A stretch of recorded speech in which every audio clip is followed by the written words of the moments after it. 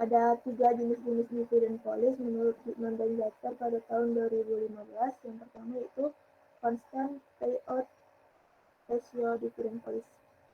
Dengan constant payout ratio dividen polis, perusahaan memperlihatkan bahwa persentase tertentu dari laba dibayarkan pada pemegang saham pada setiap periode pembayaran dividen. Masalah dengan kebijakan dividen ini adalah jika pendapatan perusahaan turun atau rugi pada suatu periode tertentu, maka dividen menjadi rendah atau tidak ada. Hal ini dapat berdampak buruk terhadap harga saham karena dividen merupakan indikator dari kondisi perusahaan yang akan datang. Yang kedua, itu regular dividend policy. Regular dividend policy ini ditentukan dengan menggunakan target dividend payout ratio yang merupakan kebijakan di mana perusahaan mencoba membayar dividen dalam persentase tertentu dari laba seperti dividen dalam rupiah yang disesuaikan terhadap target pembayaran yang membuktikan adanya peningkatan laba. Lalu jenis yang terakhir yaitu low regular and extra dividend policy. Memberlakukan low regular dividen yang dibayarkan setiap periode, perusahaan akan memberikan pendapatan yang stabil kepada investor dan hal ini juga dapat membangun tingkat kepercayaan investor pada perusahaan. Nah, di sini ada gambar kerangka konseptual, kerangka pemikiran. Nah, variable dependent ada kebijakan dividen. Ini tata kelola perusahaan berpengaruh, H itu hipotesis, berpengaruh positif terhadap kebijakan dividen. Sedangkan profitabilitas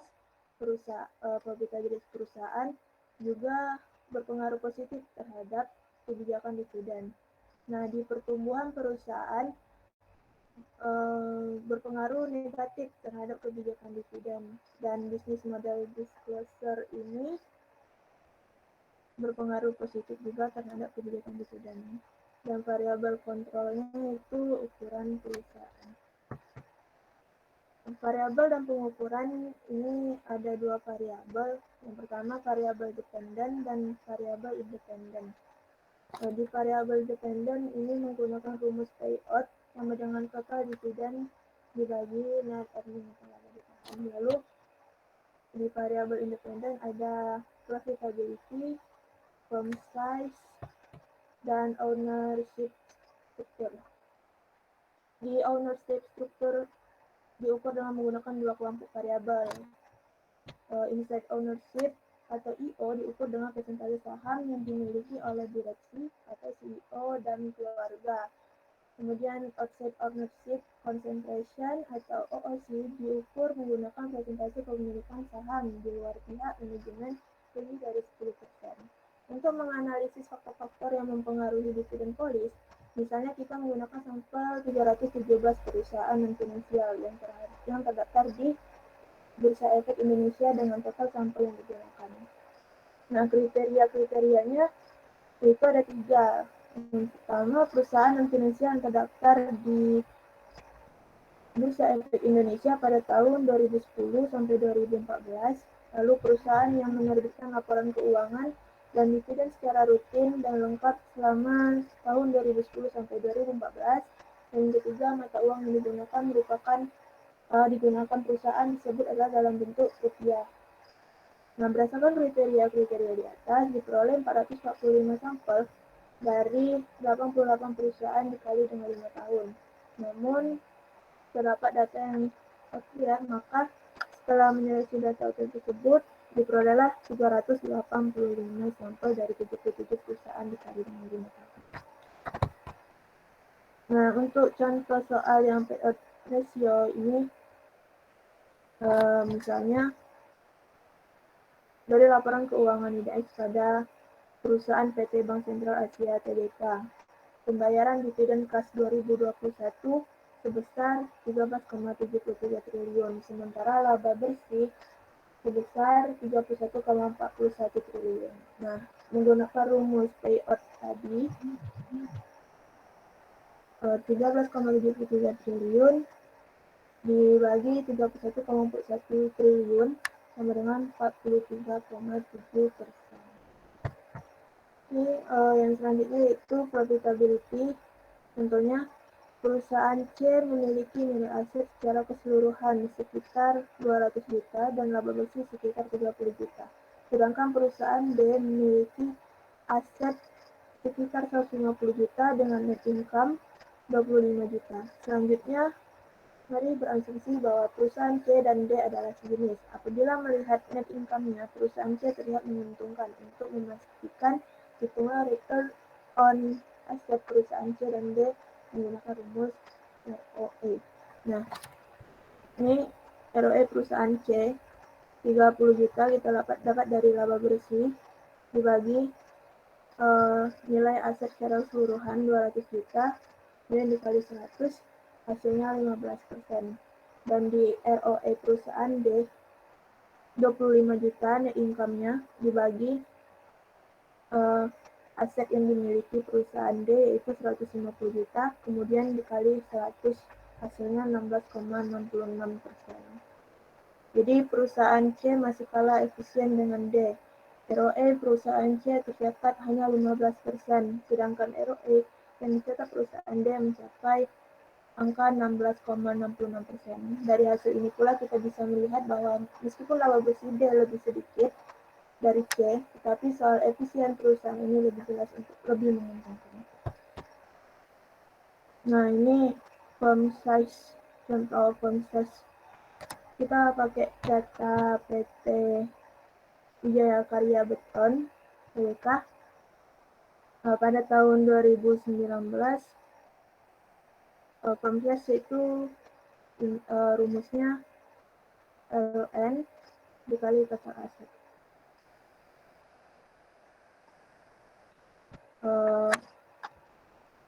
LN dikali total aset.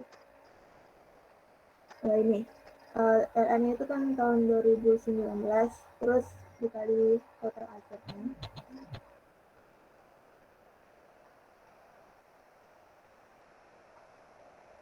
Hasilnya yaitu 29,96. Mungkin nanti ada koreksi sedikit Ustaz. Oke, selanjutnya yaitu akan dijelaskan oleh teman saya yaitu Tina. Ada Tina, dipersilakan. Ya, baik. Gitu.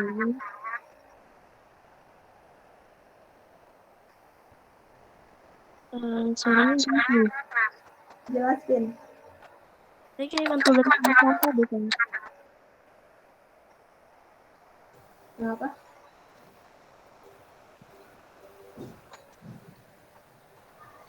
Ini misalnya untuk selanjutnya yaitu internal funding. Kayaknya mantul dari saya yang salah. Suaranya berdengung ya? Enggak. Iya. Soalnya yang salah saya coba di mute Sal.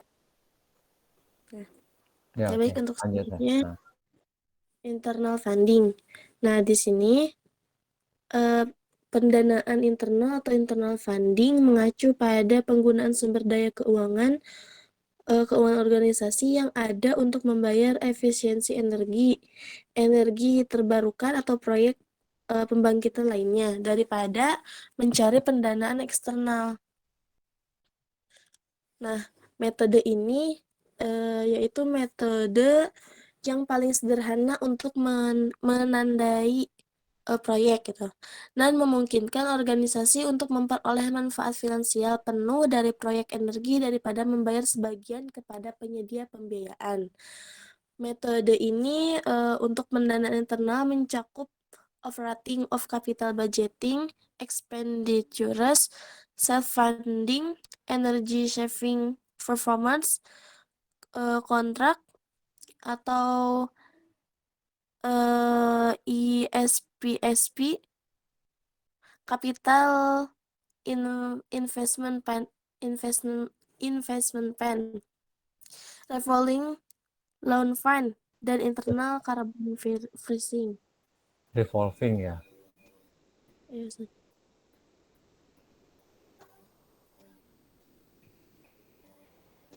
Penjelasan internal funding dalam buku panduan RILA atau Retail Industry Leaders Association.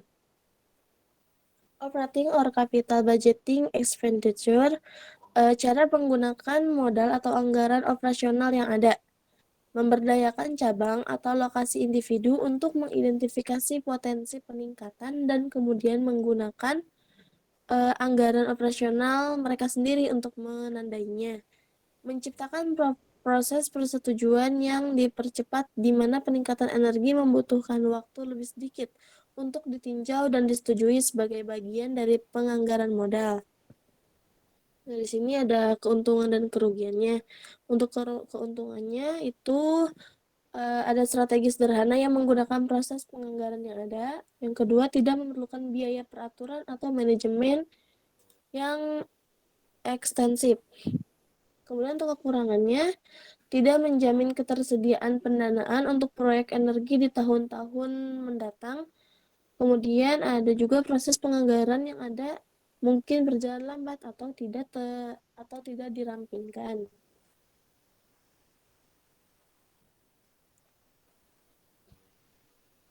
Next. Nah, kemudian ada mohon maaf, ke atas dulu sah.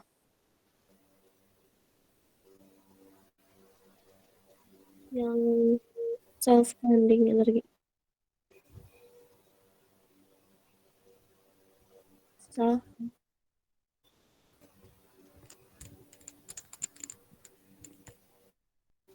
Yang slide berapa? Yang sel ke-16. Self funding. Udah berubah kan? Ini udah berubah. Ya, masih digulung di sini. Nah. Coba goyangin dulu kali.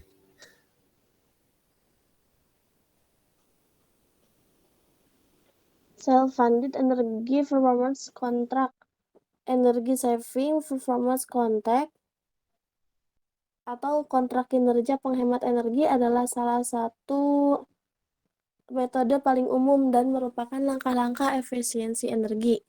Dalam SPC, pelanggan bermitra dengan Energy Service Company atau ESCO atau kontraktor untuk menjangkau, mengembangkan, dan menerapkan serangkaian peningkatan efisiensi di satu atau lebih fasilitas. ESCO sering memberikan audit dan penilaian energi di muka untuk menentukan upgrade mana yang tersedia dan hemat biaya, termasuk identifikasi insentif, efisiensi, atau potongan harga. ESCO kemudian mendatangkan kontrak kinerja penghematan energi biasa disebut Energy Performance Contract atau EPC dengan pelanggan di mana ECCO setuju untuk menerapkan dan mengelola peningkatan. Sebagai gantinya, pelanggan melakukan pembayaran layanan reguler ke ESCO. Kemudian untuk saja itu ada Capital Investment Fund. Capital Investment Fund atau CIP atau dana investasi modal adalah anggaran khusus yang didedikasikan untuk menandai proyek energi di seluruh portofolio organisasi. CIP dirancang untuk mencapai pengurangan energi dan karbon di seluruh organisasi sekaligus memberikan laba bersih karena penghematan biaya yang dihasilkan oleh proyek dipertahankan dalam anggaran operasional yang sesuai.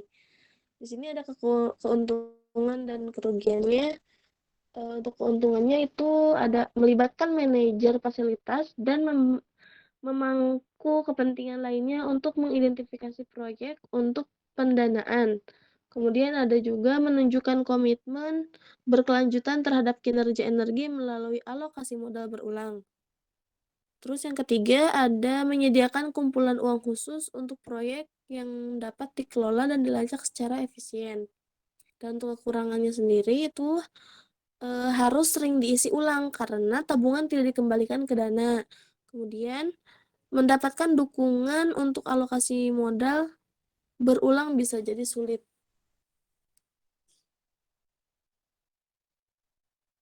Untuk selanjutnya itu revolving loan fund.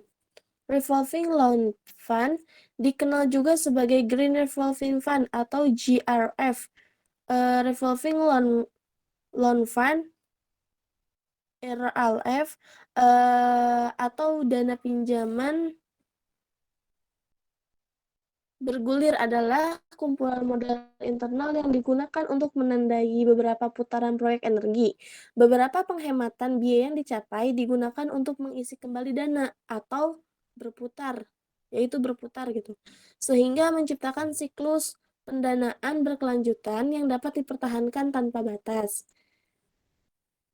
RLF dapat dikelola oleh satu individu atau kantor, atau oleh komite pemangku kepentingan yang diambil dari seluruh organisasi. Seperti dana investasi modal, RLF memberi insentif kepada manajemen fasilitas individu dan memangku kepentingan lainnya untuk mengusulkan proyek untuk pendanaan. Sementara RLF sendiri secara fiskal dan tidak memerlukan pengisian ulang. Ukurannya dapat ditingkatkan seiring waktu dan seiring kinerja yang ditunjukkan. Kemudian untuk keuntungannya itu ada 4. Yang pertama, mengisi kembali dananya sendiri menciptakan mekanisme jangka panjang untuk meningkatkan kinerja energi sambil memprioritaskan proyek dengan pengembalian investasi yang tinggi. Yang kedua, melibatkan manajer fasilitas dan pemangku kepentingan lainnya untuk mengidentifikasi proyek untuk pendanaan dan berpotensi berpartisipasi dalam komite manajemen. Yang ketiga, menunjukkan komitmen berkelanjutan terhadap kinerja energi. Dan yang terakhir, menyediakan kumpulan uang khusus untuk proyek yang dapat dikelola dan dilacak secara efisien. Dan untuk kerugiannya di sini ada 2. Yang pertama, kepemimpinan mungkin ragu untuk mengunci modal dalam dana khusus. Yang kedua, membayar kembali dana dari tabungan proyek berarti lebih sedikit penghematan yang direalisasikan dalam anggaran operasional dalam jangka pendek.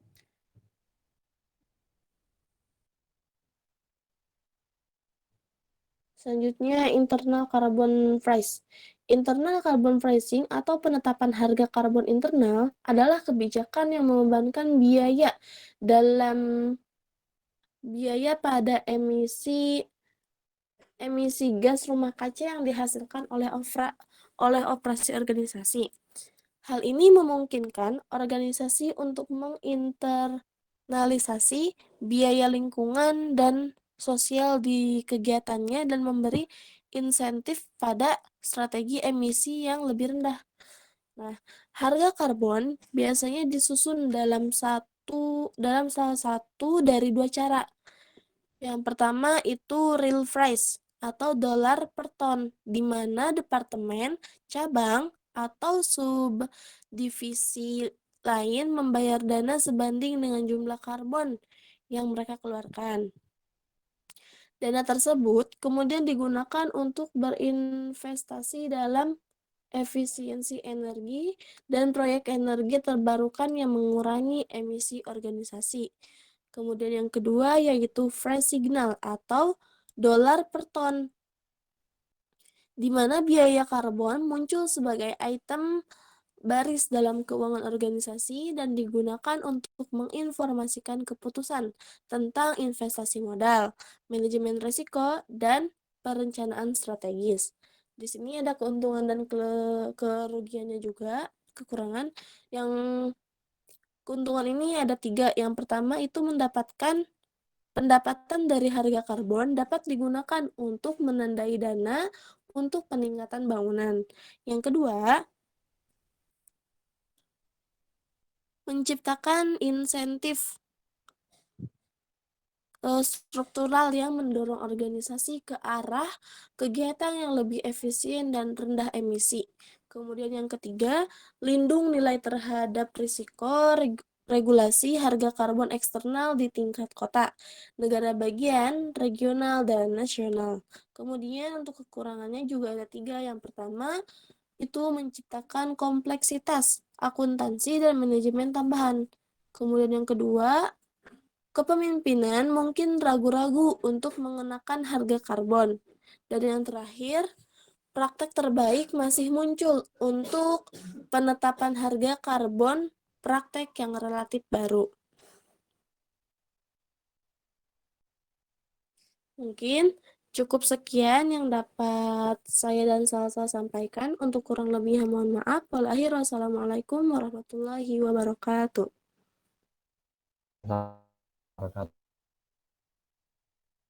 Waalaikumsalam warahmatullahi wabarakatuh. Iya baik, terima kasih Salsa dan Vina atas presentasinya terkait materi yang sudah disampaikan ya. Selanjutnya boleh kepada Pak John Maman untuk menambahkan materinya. Iya, baik. Ya, makasih sih, Pak. Bismillahirrahmanirrahim. Alhamdulillahirrahmanirrahim. Wassalatu wassalamu ala asrafil anbiya'i wal mursalin wa alihi wa sahbihi ajmain. Allahumma sholli ala sayyidina Muhammad wa ala sayyidina Muhammad. Ya, kalau saya lihat di presentasi ini ada 2 yang disampaikan. Yang pertama tentang dividen policy ya, bukan dividen policy, tapi kebijakan atau dividen policy. Kemudian yang kedua mungkin itu terkait dengan project carbon funding ya, itu which is itu 2 hal yang berbeda gitu. Untuk sementara kita fokus ke dividen policy aja dulu ya. Dari apa yang sudah disampaikan, ada yang mau ditanya mungkin atau tanya jawabnya bisa dimulai supaya saya tahu sampai seberapa jauh pemahaman dari kalian terkait materi yang disampaikan.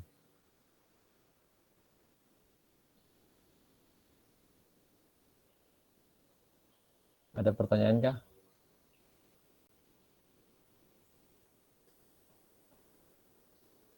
Ada Pak. Ya. Saya kurang paham yang di bagian cara penghitungan ownership structure itu gimana? Oke. Nanti kita simpan dulu pertanyaannya. Ada lagi yang lain?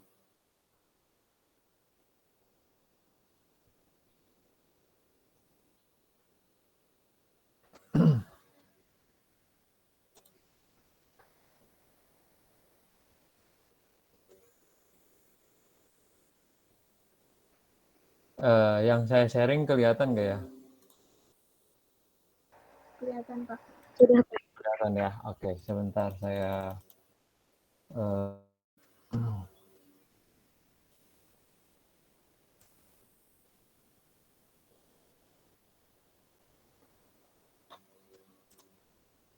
ini ya.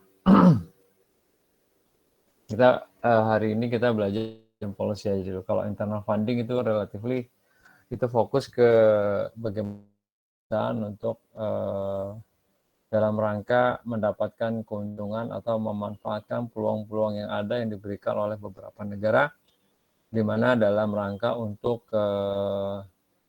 green energy, artinya energi yang relatively bersih gitu. Which is itu ada beberapa negara Eropa itu memberikan insentif pada negara yang terutama negara-negara dunia ketiga untuk beralih energinya dari energi mungkin fosil kemudian energi yang diklaim bahwa itu memberikan dampak buruk terhadap environment ya. Jadi mereka agak mungkin memberikan dorong beberapa negara di dunia ketiga untuk beralih energinya sehingga lapisan ozon yang ada di atas bumi kita itu yang katanya sudah menipis itu menjadi tidak bertambah buruk. Jadi mereka diberikan insentif, yaitu baik insentif uang maupun insentif dalam bentuk pendanaan.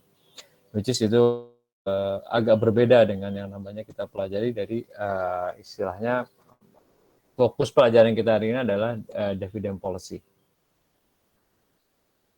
Itu apa sih? Saya juga punya slide mungkin hampir mirip dengan ini. Kita bahas yang ini dulu.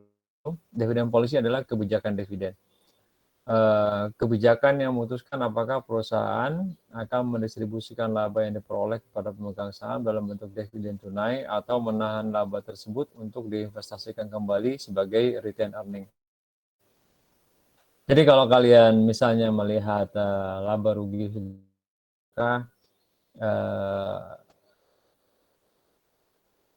perusahaan itu bisa mendapatkan profit atau menderita kerugian.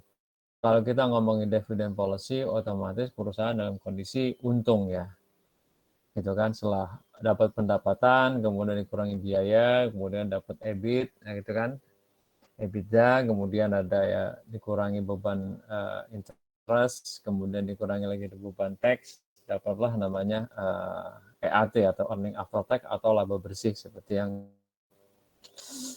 familiar adalah laba bersih gitu ya, atau net profit. Nah, net profit ini kan penggunaannya apakah akan dibagikan sebagai dividen atau ditahan untuk keberlangsungan perusahaan atau untuk mendukung pertumbuhan perusahaan di masa yang akan datang. Bahwa kita tahu pendapatan adalah dari dividen, ada dua, yaitu dari dividen dan capital gain. Ya, artinya dividen itu berarti perusahaan akan mengeluarkan laba tersebut untuk dibagikan kepada para pemegang saham. Jumlah yang akan didapat oleh pemegang saham itu tergantung dari berapa berikan pemegang saham atas perusahaan tersebut. Dan itu biasanya dibagi lembar.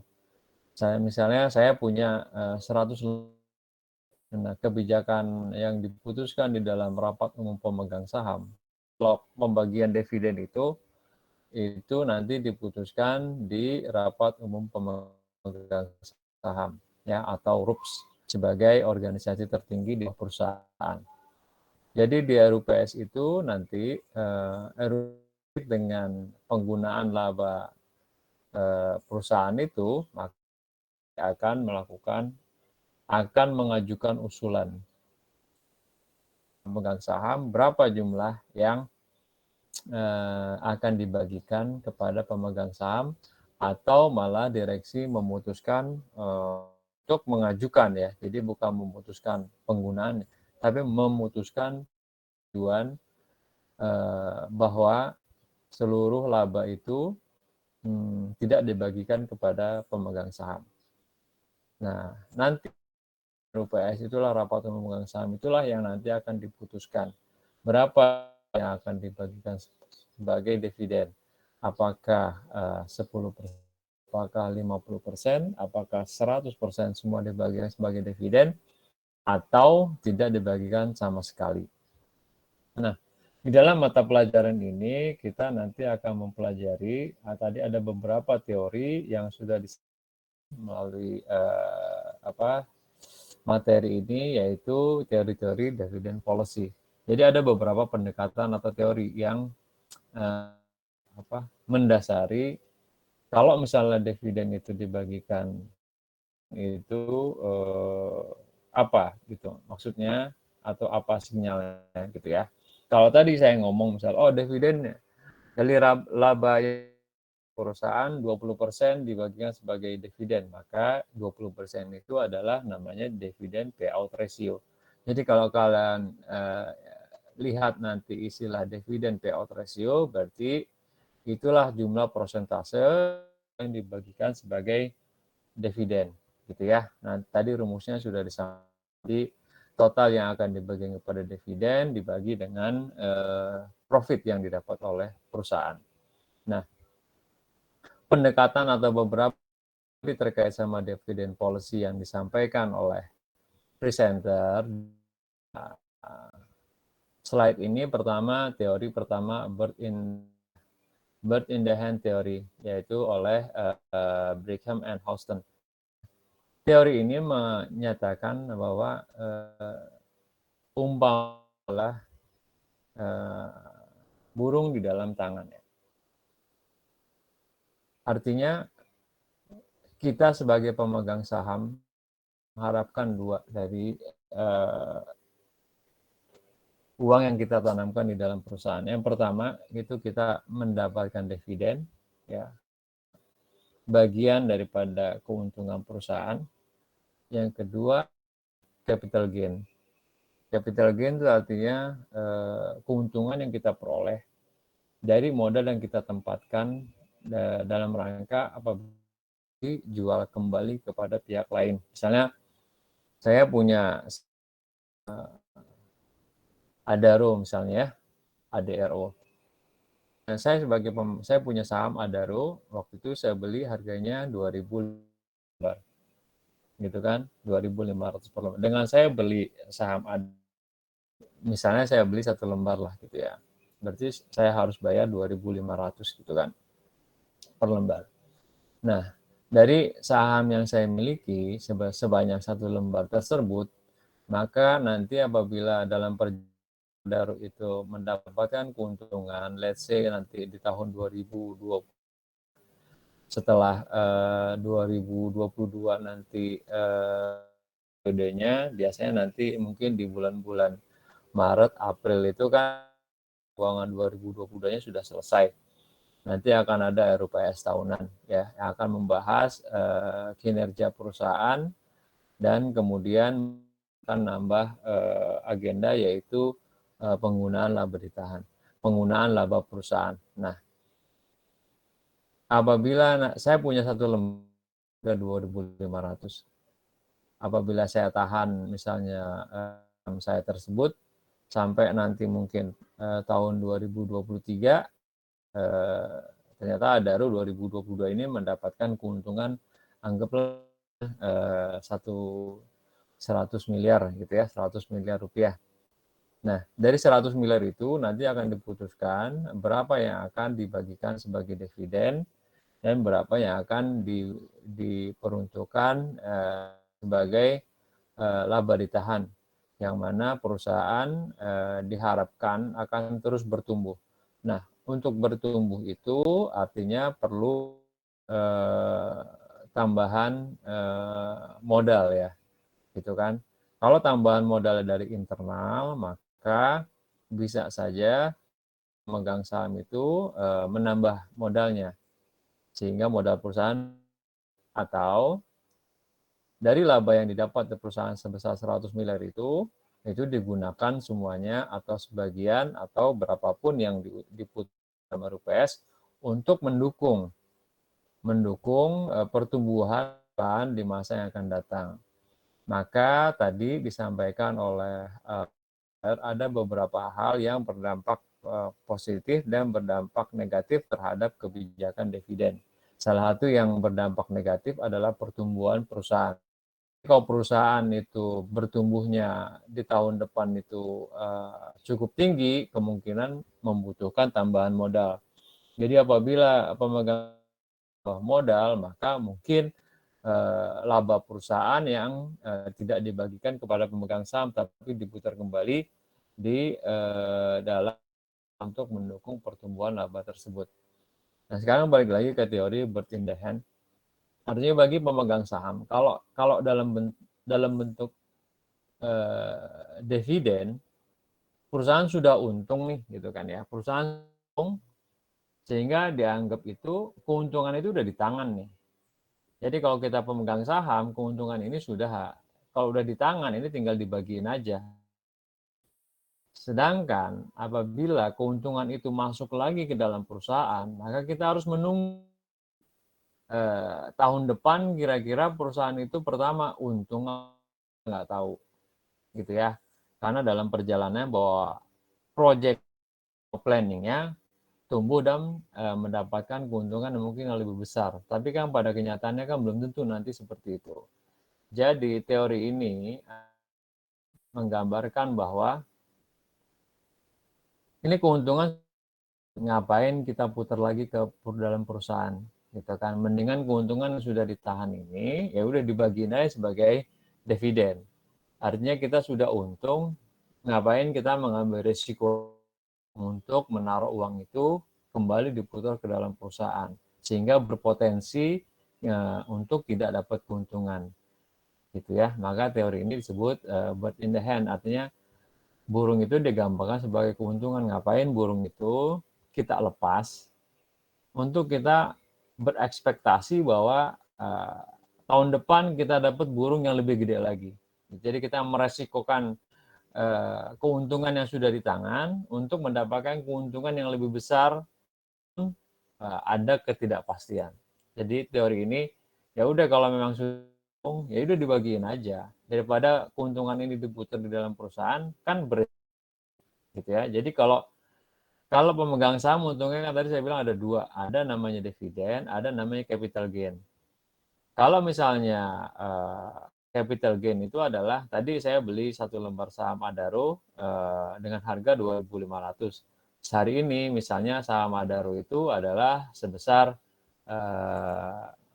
hampir 3.000. Berarti selisihnya kalau selisihnya antara 3.000 dengan 2.500 itu adalah Rp500. 500 itulah yang namanya capital gain. Artinya gain yang kita dapat dari modal yang kita taruh. Jadi untungnya dari dividen atau dari capital gain. Gitu kan. Kalau capital gain sahamnya itu kan ditentukan oleh market, bukan ditentukan oleh perusahaan. Ya. Nah, ini kan juga beresiko gitu. Ada resikonya bahwa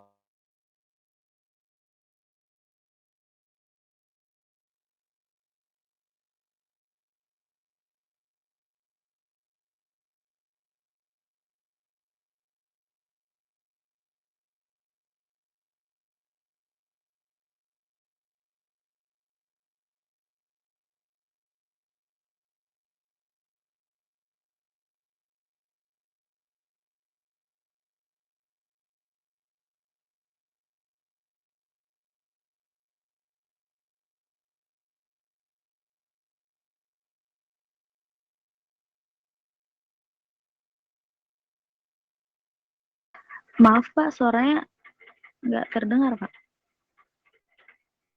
Atau mungkin terkendala ya? Sinyalnya ya Pak. tadi keputus ya? Iya Pak, tadi terputus. Oke, tunggu sebentar ya.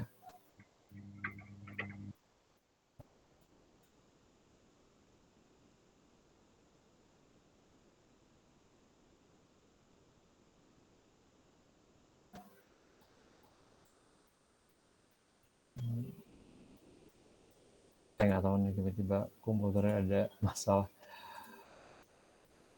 Tunggu sebentar.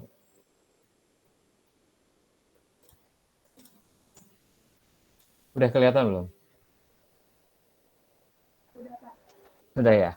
Ya, jadi teori bird in the hand itu artinya ya udah keuntungan yang udah di tangan ya dibagiin lah gitu. Jangan dilepas lagi atau dimasukin ke dalam perusahaan yang dimana itu ada unsur ketidakpastiannya. Gitu ya. Nah, teori yang kedua itu adalah tax preference theory. Teori ini menyatakan bahwa investor pemegang saham lebih menyukai perusahaan bagi dividen lebih rendah.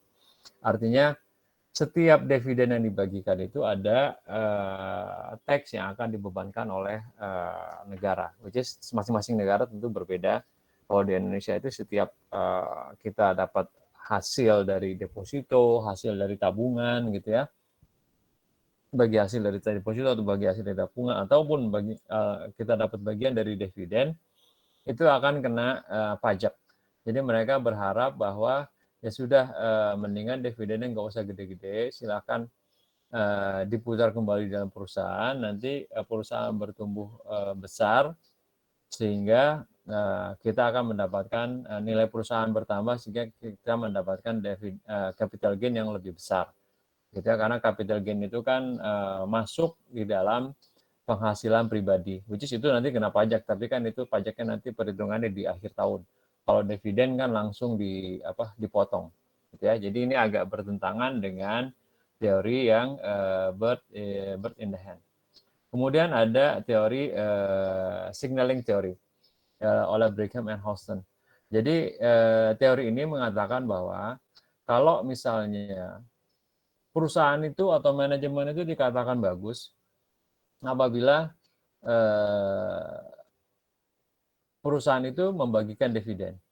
Jadi kalau perusahaan itu membagikan dividen kepada para pemegang saham, ini sinyal bahwa oh ini perusahaan pertumbuhannya bagus nih, artinya bisa memberikan keuntungan kepada pemegang saham dan manajemen bisa memanage perusahaan untuk terus tumbuh dengan modal yang bisa dibilang bisa growth tapi juga bisa memberikan dividen kepada pemegang saham gitu. Nah, artinya teori ini, kalau perusahaan itu tidak membagikan saham, berarti sebuah sinyal bahwa perusahaan ini berarti perlu modal nih, jangan-jangan ada satu hal atau akan menanggung sebuah kerugian sehingga menyebabkan perusahaan itu perlu tambahan modal sehingga laba yang didapat itu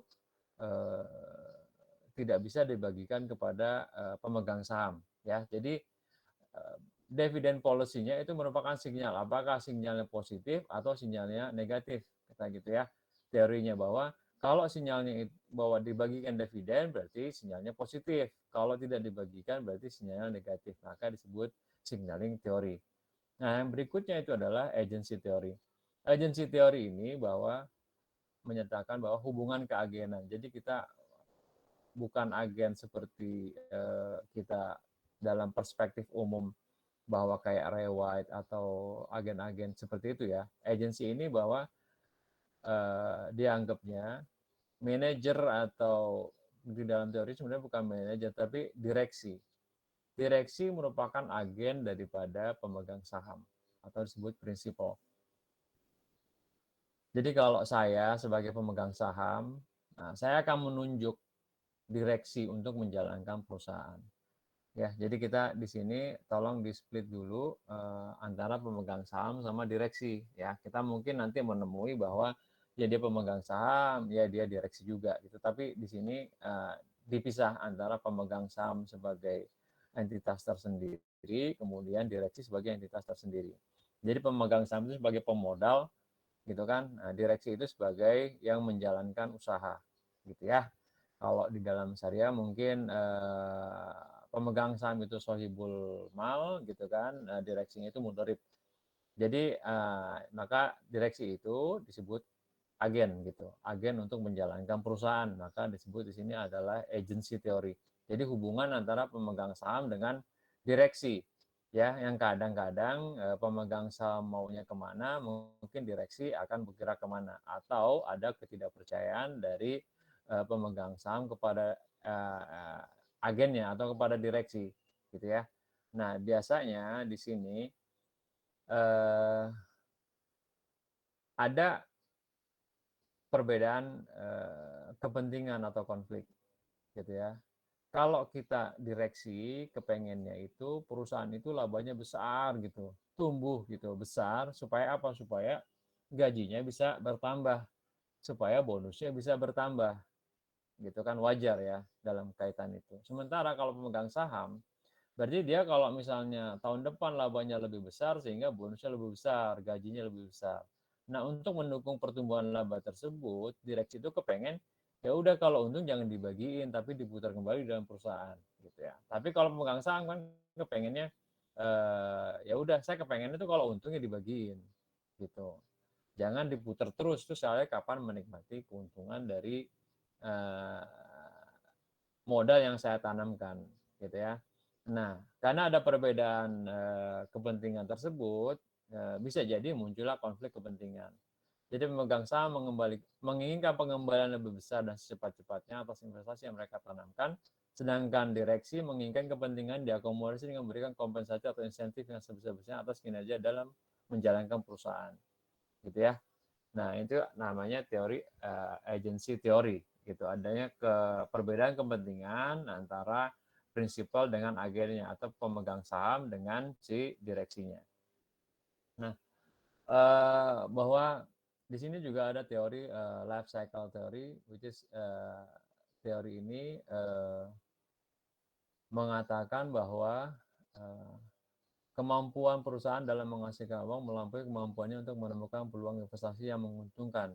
Akhirnya menjadi optimal bagi perusahaan untuk mendistribusikan arus kas untuk memegang saham dalam bentuk dividen. Jadinya kalau ada keuntungan ya udah dibagikan aja sebagai dividen, kemudian perusahaan itu nanti mencari peluang lagi untuk bisa mendapatkan keuntungan. Jadi tidak mengandalkan kepada dana atas laba yang didapat dari usaha. Jadi ya direksi gimana caranya dicari peluang lah gitu, agar supaya perusahaan itu bisa tumbuh gitu, tapi dividen tetap dibagiin gitu ya. Nah, ini beberapa teori ini ada yang mau ditanya dari 1 sampai 5. Jadi masing-masing teori itu ada beda pendekatan gitu kan. Nah, ini punya teori bird in the hand, ada yang fokus kepada teks, ada yang fokus kepada sinyal gitu kan, ada yang melihat perspektif dari sisi agency gitu ya, agency teori artinya perbedaan kepentingan, kemudian ada life cycle teori. Ada yang mau ditanya sampai sini? Pak mau nanya Pak. Ya.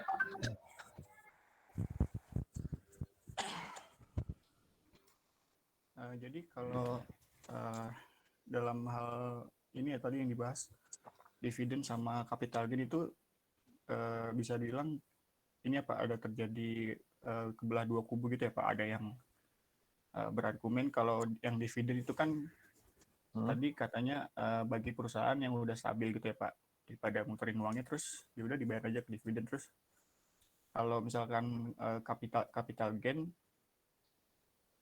argumennya tadi pajaknya mungkin lebih rendah ya Pak, terus juga itu juga bisa naikin market value.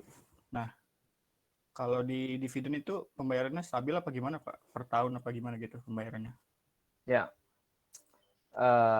bahwa sometimes itu kan bertolak belakang ya. Artinya kalau misalnya dividen dibagiin banyak, berarti perusahaan perlu berpikir gimana menambah uang untuk mendukung pertumbuhannya. Gitu ya. Kalau perusahaan itu bertumbuhnya bagus, berarti kemungkinan nilai perusahaannya kan akan meningkat. Ya, harapannya adalah nanti capital gain-nya akan meningkat gitu. Cuman kan capital gain itu kan artinya kalau belum dijual kan nggak akan menjadi uang gitu. Kalau saya punya, jadi saya gambarkan perspektifnya gini. Saya tadi beli saham Adaro di harga 2.500 ya. Sekarang harga sahamnya misalnya 3.000. Which is saya punya potensi keuntungan. Jadi belum untung. Gitu ya. Beda antara untung dan potensi keuntungan. Kalau harga sahamnya itu menjadi 3.000, maka saya berpotensi mendapatkan keuntungan. Kapan saya mendapat keuntungan? Ya kalau saya jual. Kalau saya jual sahamnya 3.000, ya berarti saya dapat cash. Gitu ya. Berarti saya dapat untung berarti. Kalau saya belum jual, berarti saya punya potensi namanya. Potensi untung. Tetapi belum untung. Gitu. Saya untung kalau saya udah jual. Gitu bedanya ya. Tapi kalau dividen, begitu dibagiin saya langsung dapat cash.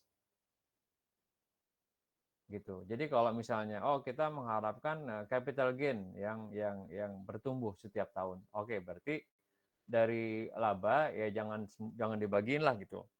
Diputar kembali ke perusahaan supaya perusahaan tambah modal sehingga growth-nya tambah tinggi. Nanti diharapkan apa? Diharapkan capital gain. Tapi capital gain itu hanya potensi. Nanti kalau kita udah jual baru namanya bisa keuntungan yang direalisasikan. Tapi kalau dividen, kalau udah dibagiin, kita langsung dapat cash. Nah, masing-masing pemegang saham itu kan punya tujuan masing-masing ya. Mungkin pemegang saham pengen dapetin penghasilan untuk biaya hidupnya. Kan mungkin aja. Atau mungkin pemegang saham ngerasa saya perlu modal nih untuk usaha saya yang lain. Sehingga dari keuntungan di sini saya mau ambil keuntungannya sebagai dividen. Gitu ya. Jadi itu beberapa hal yang berbeda. Pandangannya bisa berbeda-beda tergantung tujuannya. Nah, kemudian balik lagi, apakah setiap dividen itu konstan atau enggak? Berarti kita mesti lihat nih ke slide ini bahwa ada beberapa jenis-jenis dividen policy. Tapi satu hal yang kita mesti ingat ya, bahwa pembagian dividen dan jumlah yang dibagikan itu semua diputuskan di dalam RUPS ya, Rapat Umum Pemegang Saham. Artinya which is setiap tahun bisa berbeda-beda. Cuma di teori ini mungkin ada yang namanya constant payout ratio dividend policy. Artinya setiap tahun itu pasti dividend policy-nya itu 30%. Itu mungkin enggak, mungkin aja ada beberapa perusahaan yang menjalankan itu. Jadi kita sebagai pemegang saham, once kita mau beli sebuah perusahaan, itu kita udah yakin bahwa tahun depan kita pasti dapat 30% nih, gitu, dari keuntungan. Tinggal keuntungannya kita lihat nanti berapa. Ya, tapi keputusannya tetap ada di RUPS. Jadi kalau namanya constant payout ratio dividend policy, artinya payout rasionya itu konstan. Misalnya kalau saya ngomong 30%, berarti dari keuntungan itu 30% dibagikan sebagai dividen, berarti 70%-nya akan balik lagi sebagai dana sebagai laba bertahan atau modal yang akan dibutuhkan perusahaan untuk bisa tumbuh di tahun berikutnya, gitu ya. Kemudian ada teori regular dividend policy. Jadi dengan menggunakan target dividen payout ratio yang merupakan kebijakan di mana perusahaan mencoba membayar dividen dalam persentase tertentu dari laba, seperti dividen dalam rupiah disesuaikan dengan terhadap target pembayaran yang membuktikan adanya peningkatan laba. Ya, jadi dia setiap tahun reguler memberikan dividen. Ada yang perusahaan itu tahun ini bagi, tahun depan enggak gitu. Itu lihat dari apa? Lihat dari historicalnya.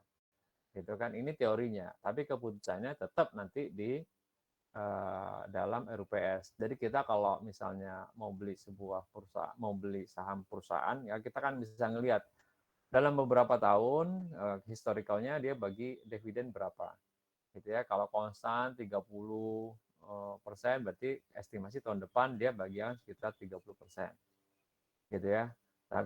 Kemudian reguler artinya tiap tahun dia bagi dividen enggak, gitu kan. Kita bisa lihat dari historicalnya, gitu. Tentunya kalau perusahaan rugi nggak mungkin bagi dividen. Artinya kalau perusahaannya untung, dia bagikan tiap tahun bagikan dividen. Berarti kita sebagai pemegang saham kan tadi ada dua keuntungan kita, ada dividen, ada capital gain, which is capital gain ditentukan oleh market dan kita akan dapat gain kalau kita jual. Sedangkan dividen itu kita nggak jual capital kita nggak jual saham kita, tapi kita dapat nanti uang cash gitu, ya.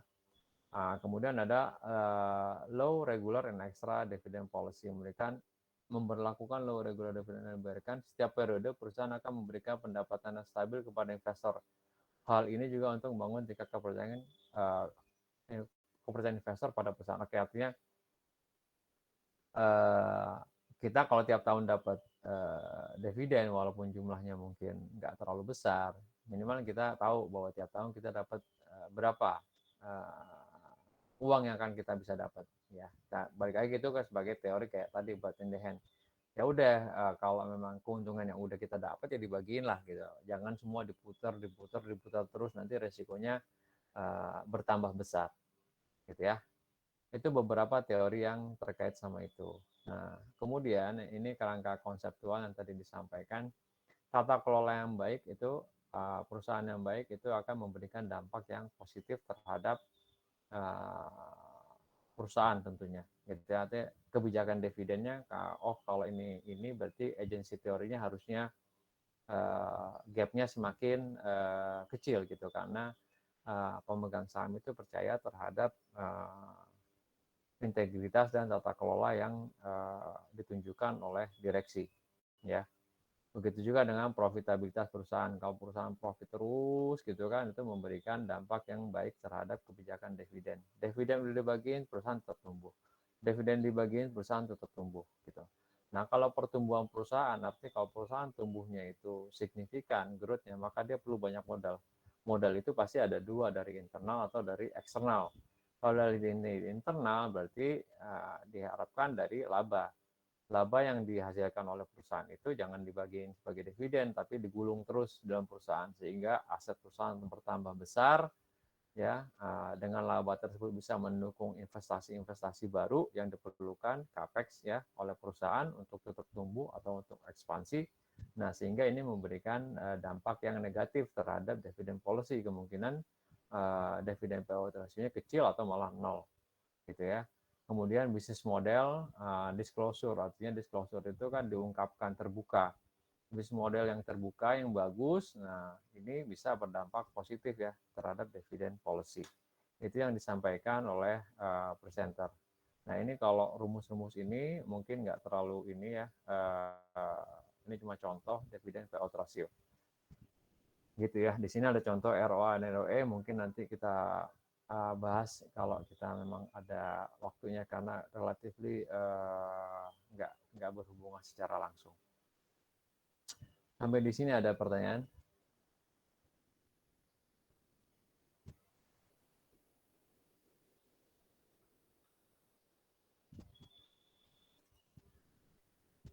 Ada pertanyaan di sini? Bentar. Kalau nggak ada, saya mau kasih sesuatu dulu. Bentar ya.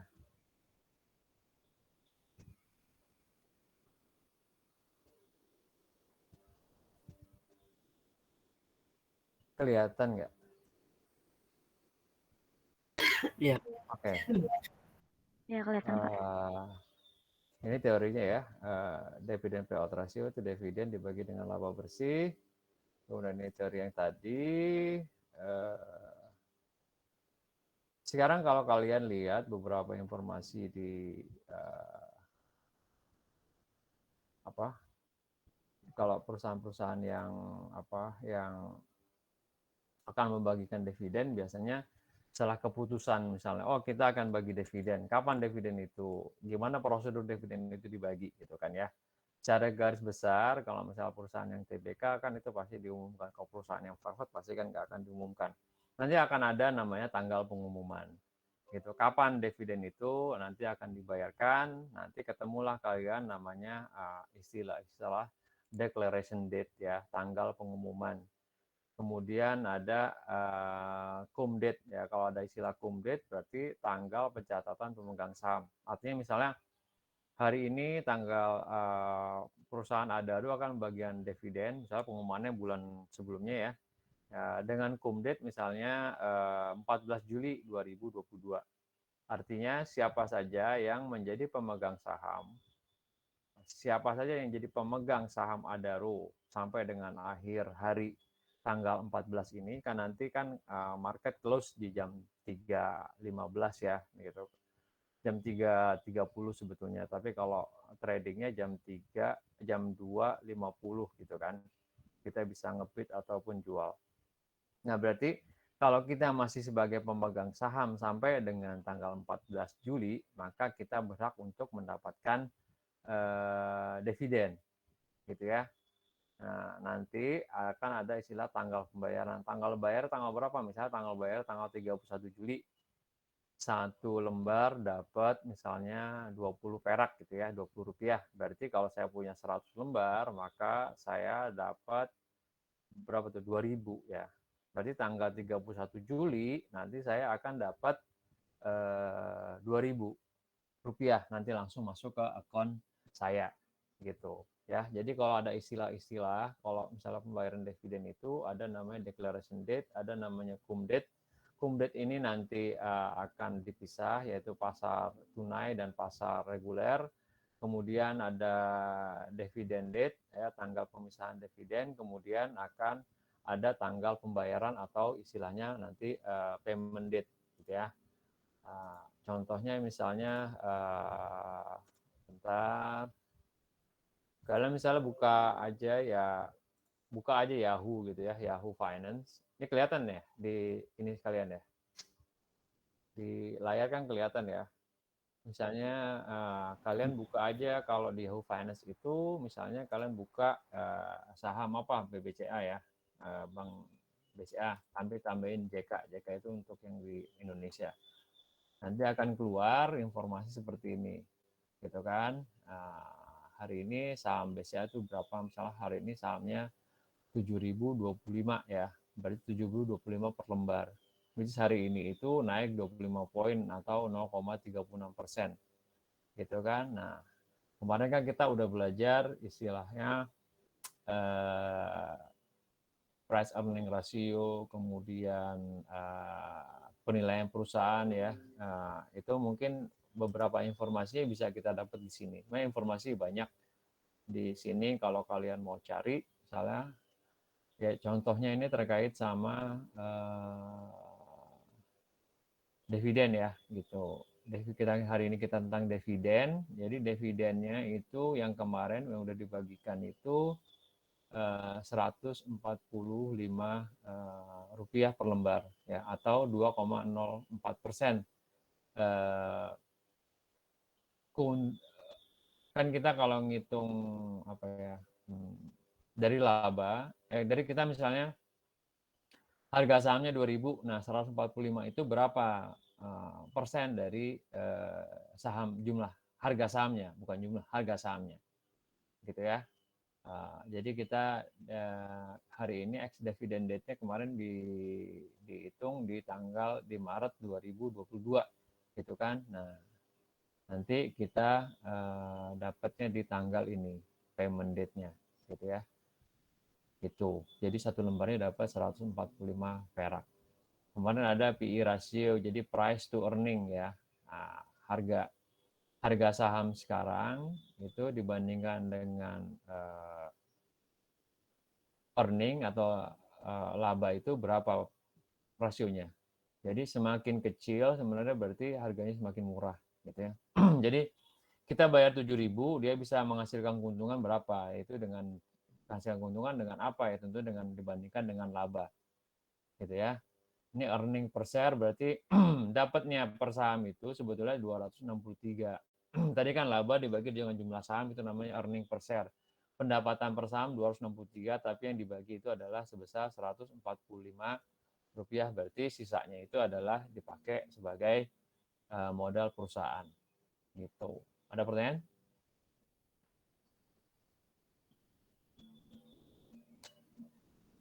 Itu contohnya. Tapi kalau di sini nanti informasinya bisa bermacam-macam. Kalau kalian kan belajar sekarang dikenalin kan kalian belajar manajemen keuangan, gimana menilai sebuah perusahaan. Tentunya kita udah belajar yang namanya rasio profitabilitas, kemudian rasio solvabilitas, kemudian rasio likuiditas, itu kan teorinya kalian pelajari. Cuma kalau kalian misalnya mau lihat hasilnya itu, kalau perusahaan-perusahaan yang sudah TBK tuh gampang gitu ya. Misalnya kalian buka Yahoo Finance itu hampir semuanya itu sudah banyak informasinya. Cuma kalau informasi kita nggak tahu maksud dan tujuannya, maka kita juga nggak akan mendapatkan hal-hal yang di sini ini apa maksudnya kan gitu ya, gitu. Nanti kalau kayak balance sheet segala macam itu udah pasti ada, gitu ya.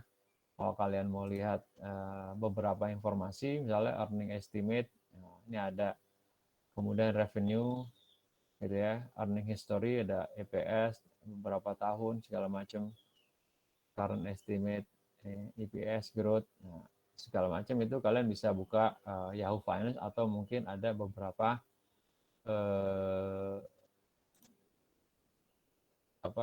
provider lain ya, misalnya RTI atau mungkin yang lain-lain, atau kita kalau punya saham punya akun di sekuritas, kita bisa lihat beberapa informasi yang ditampilkan oleh sekuritas tersebut. Cuma gimana kita bacanya, nah itulah kegunaan kita belajar manajemen keuangan ya. Misalnya kalau profit margin berarti laba kotor dibagi dengan penjualan, gitu kan, operating margin gitu. Kalau operating marginnya meningkat apa enggak setiap tahun, nah ini kita bisa ini. Kemudian tadi kan dibilang ada return on asset, gitu kan, berapa persen, return on equity, gitu kan, 17,38%, artinya dari laba terhadap modal itu bisa ngasilin uang berapa. Berarti kalau 17,38, ya ini bagus karena di atas tabungan deposito misalnya ya, revenue-nya, growth-nya, EBITDA-nya segala macam.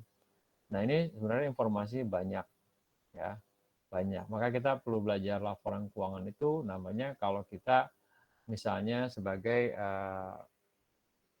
kan ada dalam sisi investor ada yang investor value investing gitu ya, yang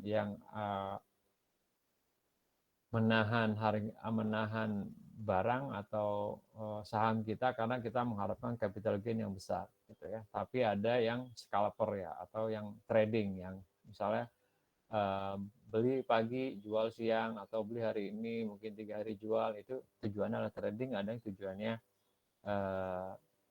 jangka panjang ya, terutama kalau yang melihat seperti ini adalah tujuannya untuk yang value investing. Contohnya kayak misalnya Warren Buffett ya, sebagai contoh-contoh, atau kalau Indonesia misalnya Lo Keng Hong segala macam. Nah itu adalah yang tujuannya adalah sebagai yang value investing gitu ya, yang mengharapkan harga sahamnya itu meningkat beberapa kali lipat dalam jangka waktu yang mungkin horizonnya di atas 1 tahun. Kalau yang trading mungkin horizonnya harian itu atau mingguan atau berapa bulan. Jadi masing-masing tujuannya itu berbeda-beda. Tapi mostly juga semua akan melihat data-data keuangan, makanya perlu kalian belajar manajemen keuangan. Kalau kalian belajar kan itu yang sekarang dipelajari kan itu basic-basicnya ya. Nah, yang penting itu adalah ngitungnya tahu, cuma cara bacanya juga tahu, sehingga nanti kalian bisa ngelihat trennya gitu ya, karena bisa dapat data misalnya bisa berapa tahun gitu kan.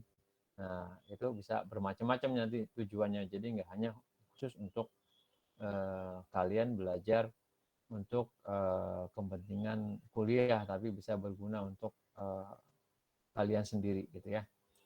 Nah, sebagai contoh ada tadi kita belajar beberapa teori dividend policy gitu kan. Di sini saya kasih contoh, misalnya ada informasi dari kontan.co.id, Bukit Asam PTBA, ini berita atau bulan Mei tahun 2022, which is yang 2 bulan kemarin. PTBA bakal bagikan dividen 7,9 triliun gitu kan ya beritanya. Ya sekarang kita baca dari teori yang kita dapat tadi. Di sini Bukit Asam akan membagikan dividen tunai tahun buku 2021 totalnya 7,9 triliun atau 688,51 rupiah per lembar saham. Jumlah tersebut setara dengan 100% dari total laba bersih yang Bukit Asam peroleh pada tahun ini. Kita tahu bahwa Bukit Asam itu sebagian besar dimiliki oleh pemerintah ya, gitu. Sekarang ini BUMN. Jadi dari untung itu untungnya 7,9, semuanya dibagikan sebagai dividen. Kita baca kemudian keputusan pembagian dividen ini diambil dalam RUPS ya. Seperti tadi saya bilang, RUPS itu sebagai penentu nanti keputusannya seperti apa. RUPS-nya tanggal 24 Mei 2022 ya. PT Inalum selaku pemegang saham meminta rasio pembayaran dividen 100% dari usulan perusahaan yang sebesar 50%. Jadi kalau direksi awalnya ngusulin supaya dividen itu dibagi sebesar 50% aja. Artinya 50% sisanya itu mau dipakai sama direksi untuk menunjang pertumbuhan perusahaan di tahun 2022. Ini kan tahun 2021. Tentunya direksi itu akan mengajukan proposal itu dipakai buat apa, rencana ke depan seperti apa. Namun pemegang saham menginginkan semuanya dibagikan sebagai dividen. Akhirnya sebesar semuanya dibagikan sebagai dividen. Kenapa seperti itu? Ya karena mungkin pemerintah lagi sebagai pemegang saham. Jadi pemegang saham dalam kondisi perlu uang gitu. Pemegang saham perlu uang, maka atas semua perusahaan-perusahaan yang dipegang oleh pemerintah itu diharapkan dapat memberikan dividen yang maksimal. Ya, kayak BRI mungkin memberikan dividen yang jumlahnya besar. Kemudian PTBA menginginkan pemegang saham kepengen duit. Jadi pemegang saham lagi perlu uang karena mungkin punya hajat ya, punya kepentingan. Jadi usulan direksi yang 50% akhirnya diputuskan tidak disetujui. Jadi pemegang saham kepengen 100% sebagai dividen gitu ya, sebagai contoh. Nah, berdasarkan keterbukaan informasi tanggal 27 Mei Berikut jadwal pembagian dividen tunai PTBA. Ya, CUMDET, berarti CUMDET itu kita tahu ya, CUMDET tanggal 3 Juni, berarti semua yang tercatat sebagai pemegang saham sampai dengan akhir hari tanggal 3 Juni 2022 akan berhak mendapatkan dividen, gitu ya. Kalau expired dividen di pasar reguler itu tanggal 6 Juni, atau kalau kan ada pasar ya over the counter, juga ada pasar nego dan pasar reguler itu tanggal 6 Juni. Ya. Nah, kemudian tanggal pencatatan pemegang saham 27 Juni, tanggal pembayaran adalah tanggal 24 Juni. Jadi tanggal 24 Juni kemarin sudah dibayarkan dividennya. Gitu ya. Nah, itu mungkin sebagai contoh bahwa hari ini kita belajar dividen policy itu tujuannya seperti apa, kemudian kita lihat perspektifnya seperti apa, dan kalian sekarang bisa juga cari data-data di Yahoo Finance untuk implementasi dari ilmu-ilmu yang telah kalian pelajari di manajemen keuangan, gitu ya. Karena datanya cukup lengkap dan cukup transparan harusnya, karena semua emiten itu adalah perusahaan-perusahaan yang sudah melantai di bursa, disebutnya emiten, itu wajib memberikan periodically laporan keuangan ya secara semesteran, untuk kalian bisa melihat. Mungkin beberapa dari kalian mungkin tertarik untuk melakukan investasi di saham, gitu ya, sebagai implementasi mungkin terhadap teori-teori yang kalian terima dalam pelajaran manajemen keuangan. Itu mungkin ada pertanyaan sampai sini? Silakan.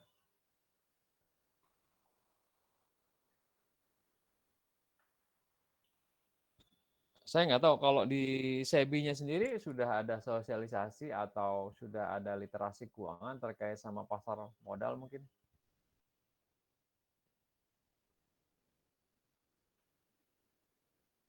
Pernah nggak? Kurang tahu Pak itu Pak. Oh belum ya? Mungkin karena COVID kali ya, Mar ya. Bahwa itu satu hal yang penting ya, kalau kita sebagai masyarakat syariah itu sudah ada fatwanya terkait sama perdagangan saham di bursa. Itu kalian bisa go through DSN MUI punya website ya, fatwa-fatwanya apa aja, dan apa yang boleh dan apa yang tidak boleh, gitu kan. Kemudian terkait sama saham-sahamnya, kalau kalian mau screening itu kalian bisa buka misalnya websitenya OJK terkait sama daftar efek syariah. Kalian ketik aja daftar efek syariah, itu kalian akan temui list saham-saham yang masuk sebagai daftar efek syariah, which is itu di review setiap 3 bulan sekali. Jadi setiap 3 bulan akan ada pembaruan. Jadi siapa-siapa aja emiten-emiten yang dapat dikategorikan sebagai daftar efek syariah. Kalau indeksnya ada, kalau kalian bisa browsing di Google, ketik aja JII, Jakarta Islamic Index, berarti itu emiten-emiten yang masuk dalam kategori emiten syariah, gitu ya. Kalau di Amerika itu ada namanya Dow Jones Islamic Index, gitu ya. Di London juga ada, saya lupa London apa gitu yang terkait sama Islamic Index, bahwa ada investor-investor memang yang berkeinginan untuk berinvestasi di dalam efek-efek yang sudah di screening masuk dalam kategori syariah. Tentunya kategori syariah di sini disesuaikan dengan otoritas setempat ya. Kalau misalnya di Indonesia tentunya dari DSN MUI yang bikin kriteria perusahaan itu bisa masuk dalam daftar efek syariah, itu kriteria seperti apa. Kalian bisa browsing di Google, salah satunya mungkin rasio utangnya berapa, kegiatannya beroperasional di usaha-usaha yang masuk kategori halal atau non halal seperti itu ya. Nah, kemudian juga banyak grup-grup Telegram ataupun grup-grup apa ya yang membahas tentang investasi di dalam pasar modal untuk masyarakat syariah, gitu ya. Bahwa ini kalian harus, saya rasa sih bagus lah, bukan wajib ya, artinya bagus lah kalau kalian bisa terlibat di dalam organisasi atau asosiasi yang seperti itu gitu. Jadi ilmu-ilmu kalian yang sudah belajar dari manajemen keuangan dan sebagainya bisa diimplementasikan di situ, karena kan kalian sekarang belum bekerja kan. Jadi biar bisa baca nilai perusahaan atau kira-kira projection perusahaan ke depan seperti apa. Di luar tentunya kalian bisa mendapatkan keuntungan gitu ya. Kalau memang keputusan yang diambil itu memang tepat. Oke, ada pertanyaan sampai sini?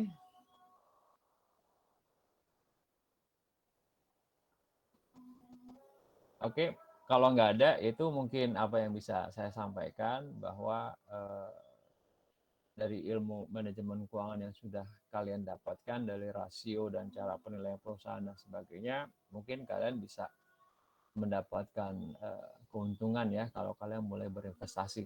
Investasi kan macam-macam, ada yang investasi di emas, mungkin investasi dengan cara berusaha gitu ya, wira swasta, atau berinvestasi di sektor finansial, yaitu dengan berinvestasi dengan membeli saham-saham perusahaan yang masuk dalam daftar efek syariah.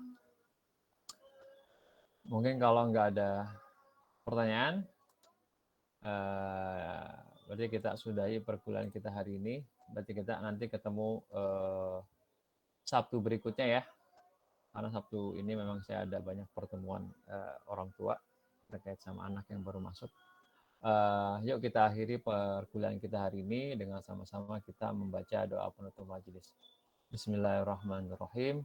Subhanakallahumma wa bihamdika asyhadu an la ilaha illa anta astaghfiruka wa atubu ilaik. Assalamualaikum warahmatullahi wabarakatuh.